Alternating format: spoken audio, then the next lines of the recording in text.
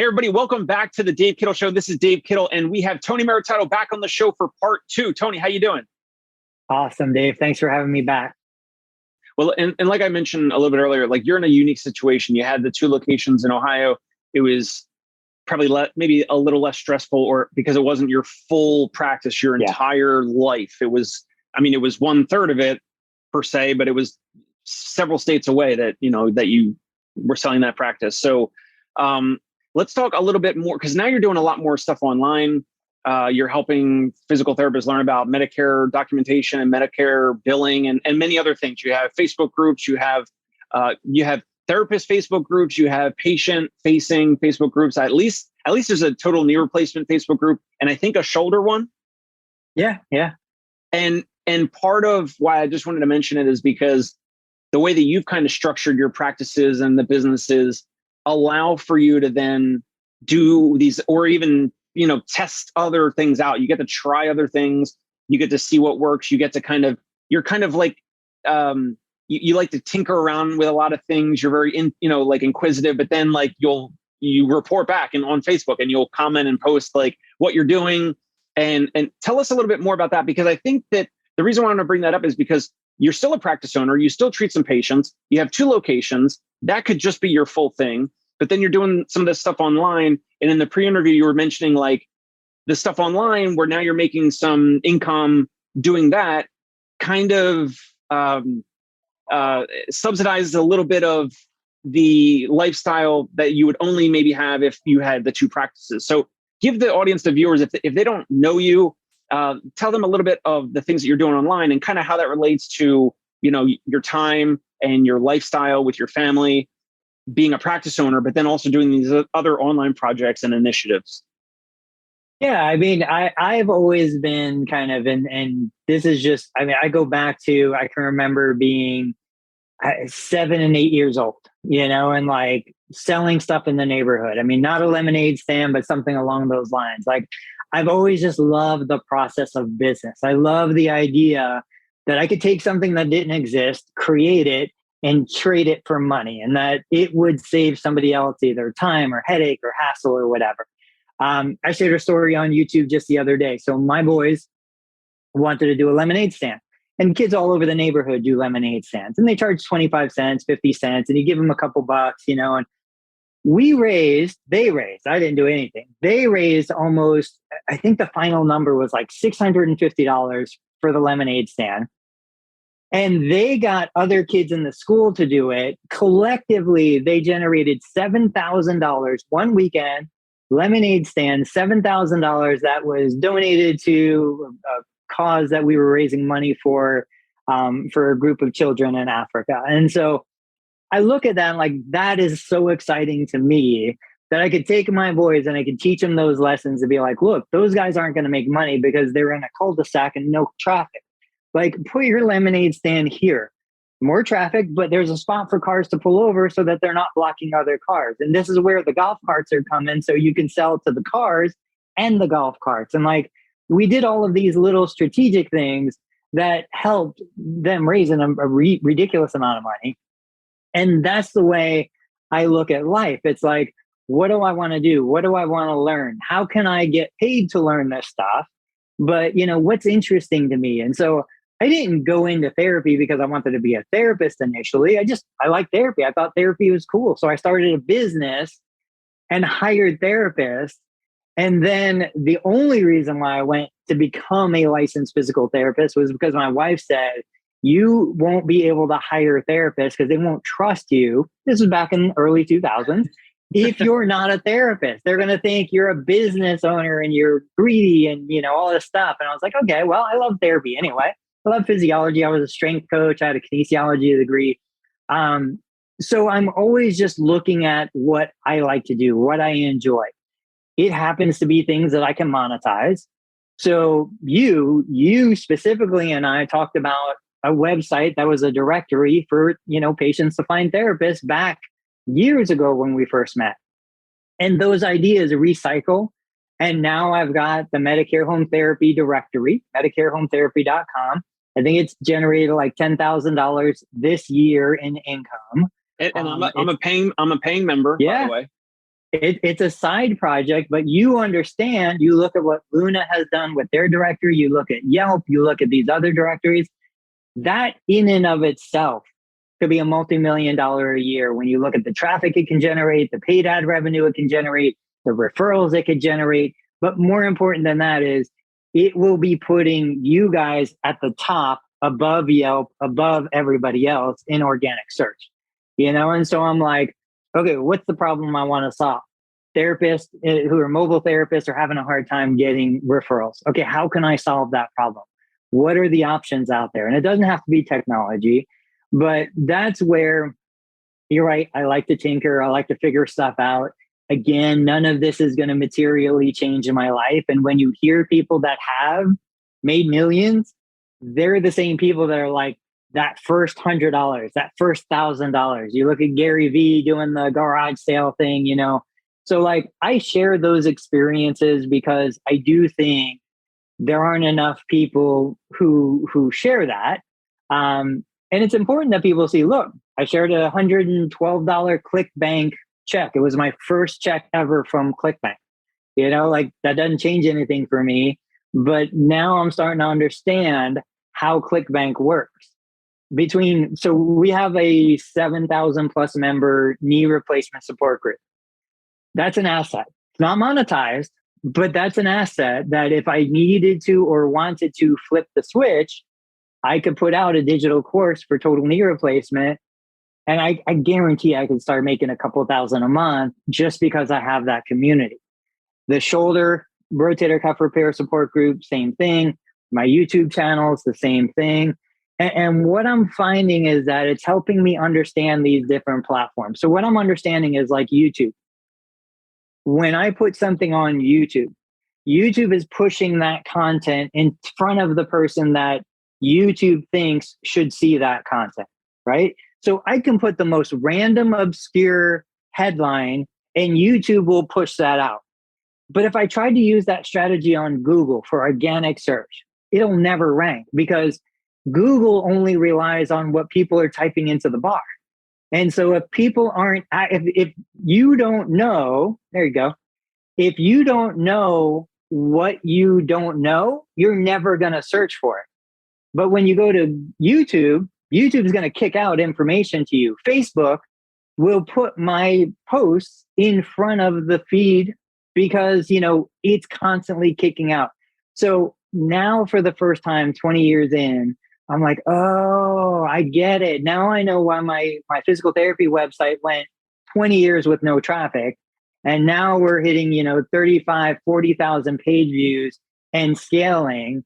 And now I did a second website that's growing and a third website that's growing because now I understand the algorithm, just like Rubik's Cube, of how I get a website to grow, how I get a YouTube channel to grow. We just got our third YouTube channel monetized. YouTube, I'm making like $1,000 a month on my knee replacement YouTube channel, a couple $100 a month on my Medicare channel. So like little by little, I'm understanding how the platforms work. And the reason why I share that is because we see reimbursement declining. We see the need to expand, who can access our services. People like you, highly trained professionals, you can't really afford to provide. What's nice about this site is there's so much user-generated content. By the way, if you guys are watching, jump over to the YouTube channel because I'm showing some screen shares of Tony's Learn Medicare Billing on YouTube. And then also I jumped over to the directory that he mentioned, MedicareHomeTherapy.com, where I'm a paid member. I think it's like $100 a year, which is like nothing. I get SEO juice from it because I mean, there's a ton of therapists that are on it. Tony's and his therapists, I think, are doing. It looks like blogs and videos, and this is a fully would this be considered like what is it like? Is it peer user or user generated content? A little bit of this, It's user generated content. It's not a PBN, so it wouldn't be considered like Black Hat. This is a directory that's gonna have more authority than any individual therapist website because there are so many backlinks, there's so many relational links, there's so much content coming out here. It's several thousand pages already. And so your site gets a backlink from my site, which brings my site authority to you. But then I can put something up here about your business and it'll rank in a day. Hey, there we go. Whereas if you put something on your website, depending on the size of your website, it might take a little while for it to rank, and it might not rank as high as you want it to rank. But I've got more authority because of the size and scale of the site. So that's really a big part of it. If you go back to YouTube and you go to Total Therapy Solutions, we just crossed 2,000 subscribers on my knee replacement physical therapy channel. I get referrals probably once or twice a week now, just because of the YouTube channel. They're like, and these are referrals from all over the country sometimes, or in Ohio? These are specifically Ohio. They're looking for content. We have such a huge opportunity as physical therapists because you could tell that I've watched this video. Look, see the red line in this video. Yeah. Best position to sleep after total knee replacement. 154,000 views from 4 years ago. But you could see I watched this already, and there's probably other ones in here that I already watched. Scroll back up. That video was the one that got me the motivation to launch the channel, because I plant seeds, right? I plant seeds all over the place. That video all of a sudden one day hit like 50,000 views. I was like, oh my gosh, there's some real, stuff here. The video to the right of that video, it's paid me over $1,800 in ad revenue. And, it's 8 minutes. Imagine a therapist earning $1,800 in 8 minutes. But this is the way we do it. And so as we put these things out there, like I said, this is giving me local patients coming into my clinic. Patients want to see you. They want to see the therapist. They want to hear you. They want to connect with you. I just had a patient drive an hour and a half. She had a knee replacement in January. She's a realtor. She's super active. She's not happy with the outcome. She said the therapist she had did the best they could, but she wanted to come see me. I am no expert. I'm not. I'm no better than anyone else, but I've got this platform, and I raised my hand and I said, hey guys, I'm willing to share information. Anybody could knock me out of this position, because I guarantee there's thousands of therapists that know 10 times more than me. They're just not doing it. I think they're not doing it because they're too busy in the clinic. They're too busy treating patients. They're too busy selling an hour of time for $100 or $200 or $300 that they're never going to get back. Where this was 8 minutes of time that will continue to pay me probably for the next 5 years. And I have no idea your plans about in the future, but would these be part of a selling your practice, or is this more on the digital side where they're separate? But I mean, this is Total Therapy Solutions, physical therapy. It has the name of your practice, but I mean, is that something that would go with a practice, or is that something that would be a digital asset only, or maybe it just depends? It depends. It can go either way. So right now, if you look on some of the websites that sell websites, like flippa.com, they sell websites. You're seeing, numbers anywhere from like 30 to 40 multiples, 30 to 40 time multiples on 1 month profit. So if I make $500 a month profit and the site has room to grow, you put a 40 time multiple on it, I could sell the website for that. So if a therapist came and bought one of my clinics right now, and they're like, I don't care about the website, I don't care about the other stuff, I just want the clinic. Okay, cool. I'm going to sell the website as a package. And this is what I'm doing with my shoulder. I've got a couple other things. I create these packages where it's the website. And if you want to pull up totaltherapysolutions.com, the website, you can see it. It's the website, it's the YouTube channel, and it's the Facebook group. So my Medicare billing, the website, the YouTube channel, the Facebook group. And with that, there should be a digital course. I don't have a digital course for this, but I do for the other stuff. These are independent assets that could be sold, and they could be sold for really high multiples, or I could just choose to keep them. Like right now, today, if you go into the blog and you go to any of those articles, you'll see ads on the website Right now, this website's averaging about 35 to 40,000 page views a month. Those page views, it'll continue to grow. I'm expecting to hit 100,000 by the end of the year a month. I get paid through Ezoic. So this website right now is paying me about $500 a month. What was the name of the website, just in case anyone's interested? Sure. What was it? Ezoic is one of several ad platforms where you go to them. Go ahead and click so you can see some of the ads. Just click on an ad? Yeah, no, click on any of those articles. Okay, got it. So right here, this video ad. That's my video, but yeah, the banner, the coupon codes. Now somebody's going to look at this. Yeah, somebody's going to look at this and be like, "Oh man, that's ugly. I don't want that on my website." This page is not intended for anybody who's going to come to my clinic. This page is not intended to convert a prospect into a patient.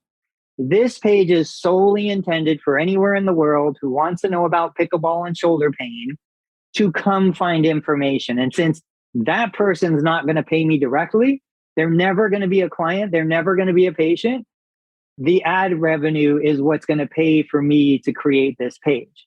You know, and like I said, so right now I'm about $500 a month. That'll grow to a couple thousand a month. The YouTube channel right now is $1,000 a month. Amazon affiliate. So I've got Amazon affiliate links on some of the other pages. I'm averaging about 200 to 250 a month. So we're close to about $2,000 a month in passive revenue between the website, the YouTube channel, the Facebook group. And that's without a course. Course would put me into 10,000 a month easily. I just haven't put the time into making one. But point being, right now, this probably has a $50,000, $60,000 value if I wanted to sell it on the open market to somebody who's buying and packaging these kinds of websites. And there's a lot of private equity out there right now that's buying and packaging profitable websites. Love it. Love it. So let's go back to this real quick. So I'm interested in this. So in the future, if you ever are interested in selling it, I would be interested in speaking with you about it. I think, but unless you say, no, it needs to be packaged with, one of your or both your practices. So what's interesting about this was from the day that I started it, I did it with the intention of selling it. I said WebPT or Hello Note or Hino or Dave. No, I didn't say Dave. Somebody who's got boatloads of money and looking for a place to dump it, they're going to see this at scale and they're going to buy it simply because they're not doing it, And so everything that I do specific to this is done with the intention of maximizing the profitability for sale in the future. And that's really where I'm going with this. Because I think this is going to be a huge asset. I think we're going to get this up to some major numbers in terms of traffic and visits. We haven't even hit a year on the website. June 8th will be 1 year. So, a new website sits in the sandbox for 8 or 9 months anyway. So the fact that we're even getting traffic and clicks to the website already is a huge win. But I really know that this is gonna be a good one for us. What percentage of these therapist accounts are the free tier versus the paid? And if you don't want to answer, that's fine. I'm just curious. I don't know how much you shared of this or not. Yeah, I'm an open book. We just crossed 100 paid accounts. We've got, I want to say 350 or 370 total accounts, which is sad. It really is. I mean, think about that as a professional. Think about, okay, you could in, 10 minutes, put a photo and put a blurb up there. You can be ranking on this. Like these are a couple that looks like therapists probably started and didn't finish those blanks. But I'm like, seriously, guys, you want to complain about our profession.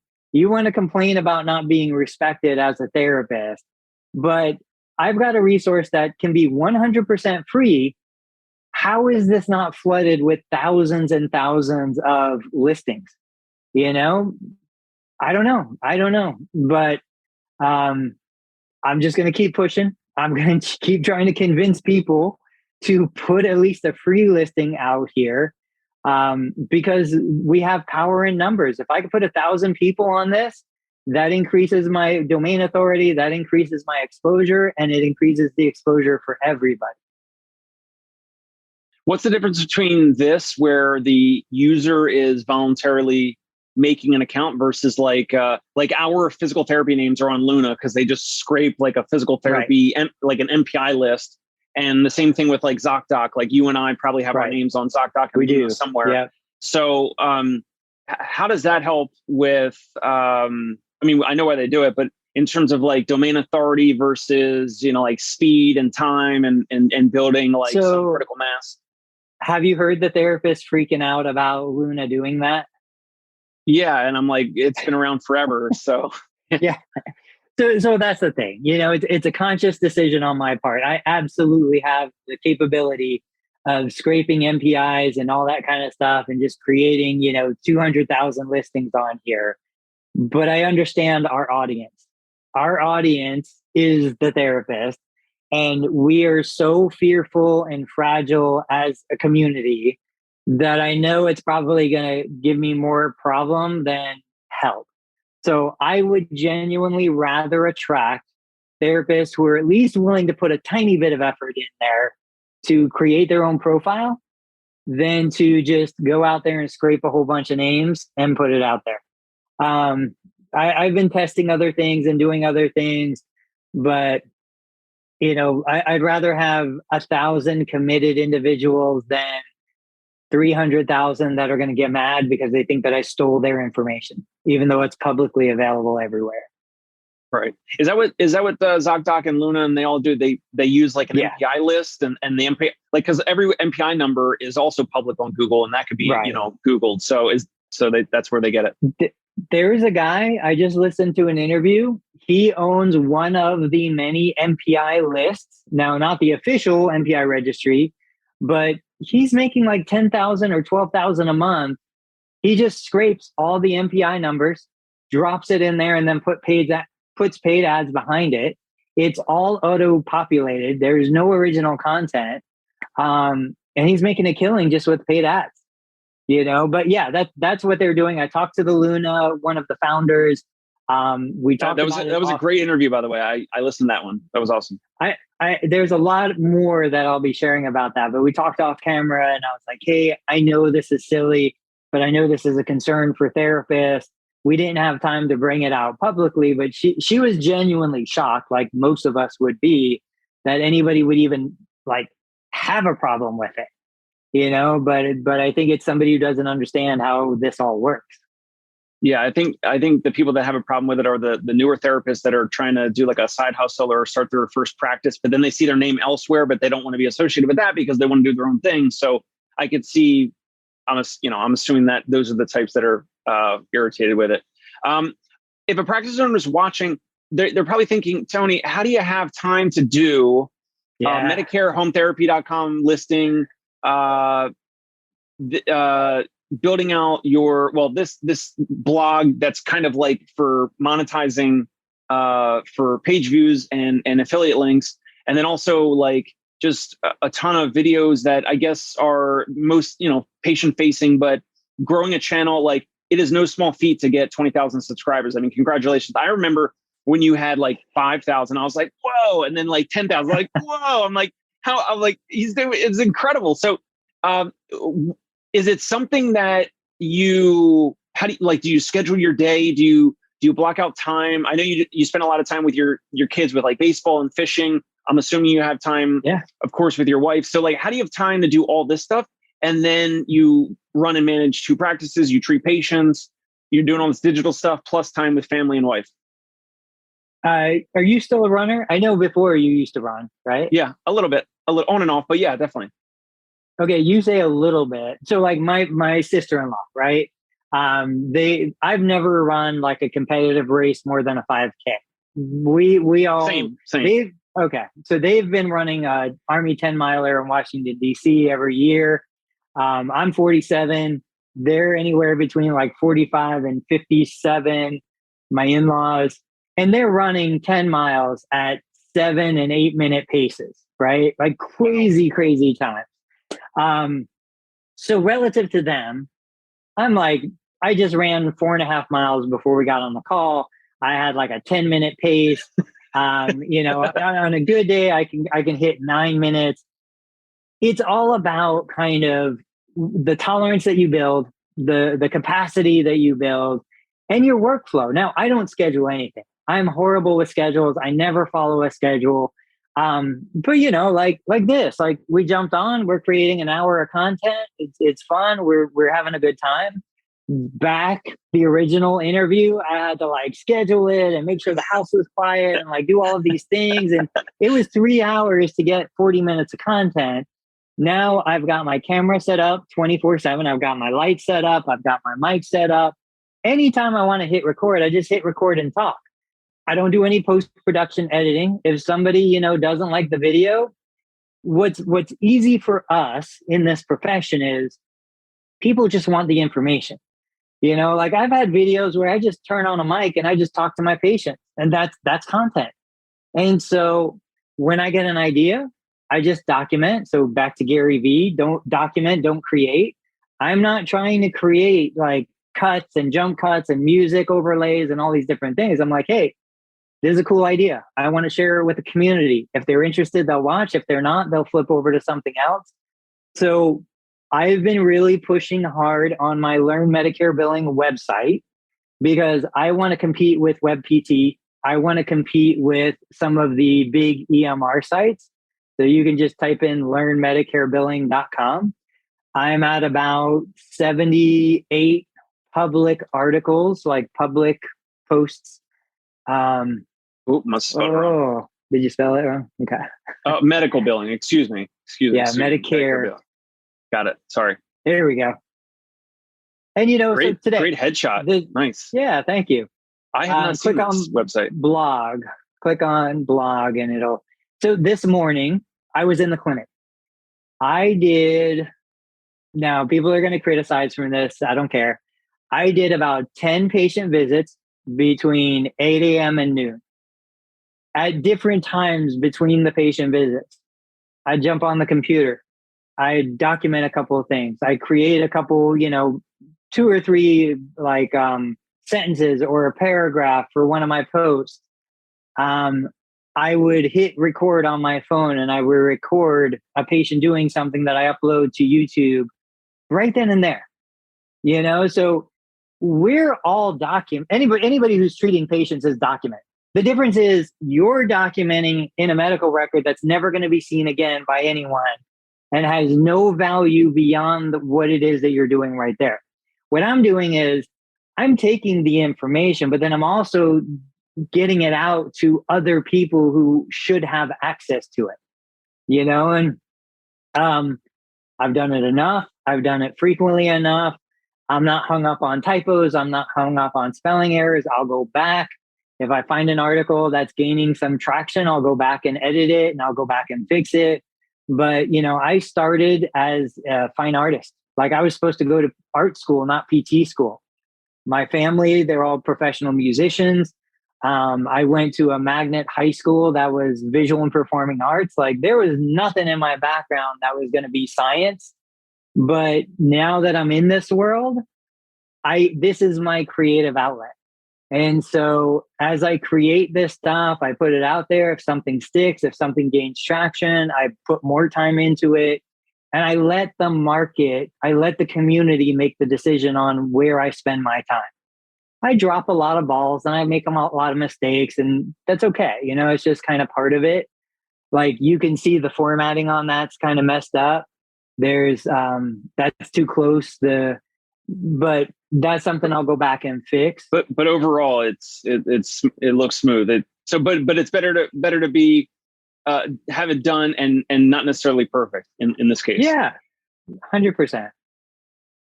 But I know people are always like, "How do you do it?" Well, I'm doing 12, 15 hours a week of patient care. That's it. I have a team. I have administrative people. I have PTAs. I have other people that I rely on. I don't want anybody to think that like it's just me. I empathize with the clinicians out there that it is just you. But from my perspective, like I couldn't do this and my family takes priority for me if I didn't have other people to rely on, you know? So I try can really, you tell, go ahead. go ahead. Sorry. Go ahead. No, I try really hard to automate the stuff that I can automate. But what were you going to say? Can you tell that I've just been retargeted by Vistaprint from your website? Because Yeah. I was on Vistaprint the other day. Amazing. Yeah, so like this website, I think we have like 500 keywords that are ranking. My total therapy website, I think we got like 3,000 or 4,000 keywords that are ranking. Understanding now the algorithm of, okay, I can't just create content that I think people need to see. I need to create the content that people are searching for.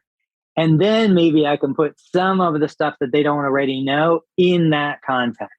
But if they're not searching for it, if they don't think they know what they're looking for, they're never going to find my stuff.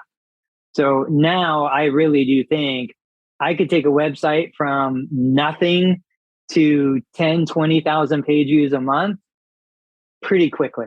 Less than a year easily. I can monetize it in less than a year. I think I can get it up to $500 a month in less than a year. And it's interesting because I see a lot of the clinic websites that are out there. I've been doing websites since 2000, probably before that with Front Page, Microsoft Front Page. Remember that? Sure.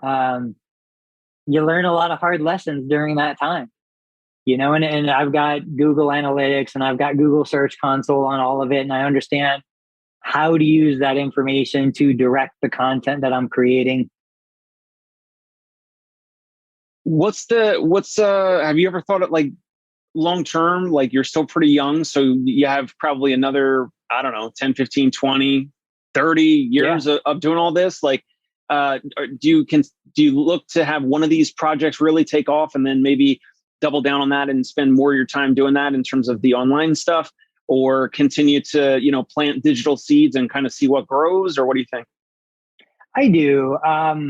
I feel like, and I've shared this concept before, when I look at our patients and we learn so much from our patients, I'm like, okay, you spent 40 years working in a steel mill to save money, to do these things, to get ready to spend time with your family. And now you can't do it. Now you can't even hardly walk across the room. You've got Parkinson's, you're falling twice a week. Like you want to golf, you can't golf. You want to do these things. And you realize, I mean, that's the greatest value in what we do is you learn the lessons to avoid. And so I'm like, when I'm running a mile on a track, I want my fourth lap to be my best lap, not to be my slowest lap. I don't want to crash on my third lap, right? And so I'm coming on my 50s. I'm 47. I want my 50s to be my best. I ran a search for like people that became billionaires in their 50s. I mean, there's a lot of people who have made a lot of money in their 50s. And I'm like, these are all skills that I'm developing. I'm doing the reps. I'm lifting the weight over and over and over. And it's so slow that I feel like I'm not making progress. But then what's going to happen is one day I'm going to be like, wow, look at this, But hopefully, I do believe I'll hold true to my values. I don't think it's going to make that much of a difference for me. More money in the bank account doesn't mean I'm going to spend more money. There's nothing that I wish I could buy that I'm not buying because I don't have enough money.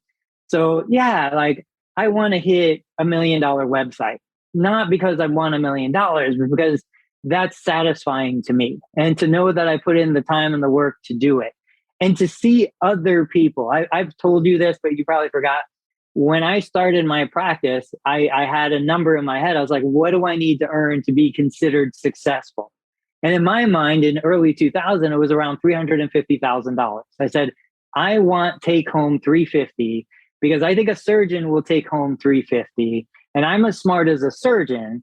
So, that's kind of my own internal guide. And when I hit 350, like everybody says, nothing changed. The next day was the next day. And I kept doing the stuff that I was doing. So with this, it's like, yeah, I'd like to hit $1 million website because I've seen so many other people do it. And I don't believe that they're more skilled. I don't believe they're harder workers. I don't believe that they're more talented. But like, that's the goal. That's the mountain I want to climb. And when I climb it, I'll see what the next one is. But ultimately, back to family, friends, like social, I'm never, ever going to let something like money take me away from something else that I want to do. And I don't want to be in a position where money can take me away from something that I want to do. I make a lot of bad decisions, make a lot of decisions that cost me a lot of money, but that's okay because I want to do the stuff that I want to do and I want to protect that. I want to protect my passion as a therapist. I want to protect my passion for my family and my friends and the things that I enjoy. Wow. Do you think you already have started your potential $1 million website, or do you think that would be not one of the projects already, and maybe it might be in the next 2 to 5 years? I think that directory is going to be, the $1 million one. I talked to Will Butler about it when I first started kind of kicking the idea around. I know several others in other niches, not healthcare, that are well over $1 million already. And when you look at what others have done. Now, what's interesting about that website is it's not a WordPress website. All the other websites are WordPress websites.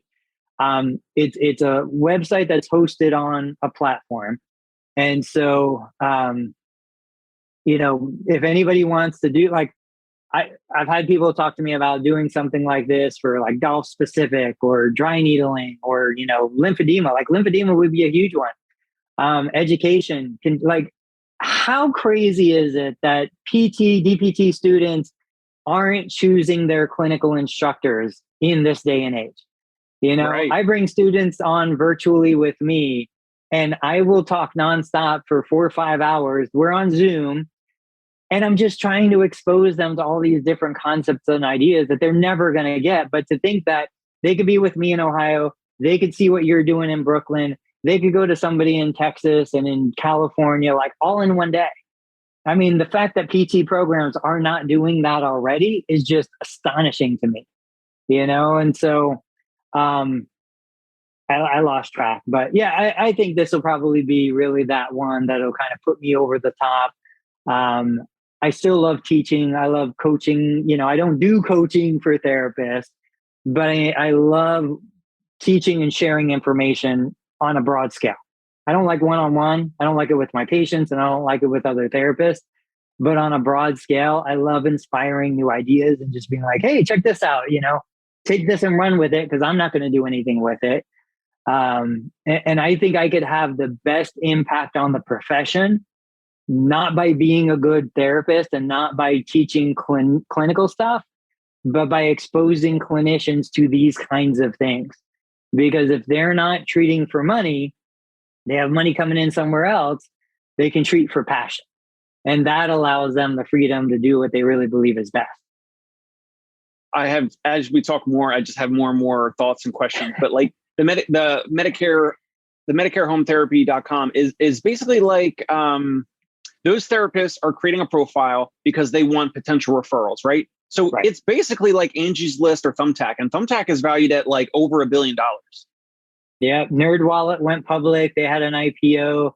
I mean, it's just, so when you look at this from the therapist side, therapist creates an account. They get the backlink juice from the connected, and I made sure they're all do follow links. So I made sure that we're sending that domain authority to them. They get the exposure. They might do nothing with it. But then from my side, when I look at this, right now I say, okay, so what can I do? So I've got $10,000 in the first year that I could put back into paid ads and grow the site.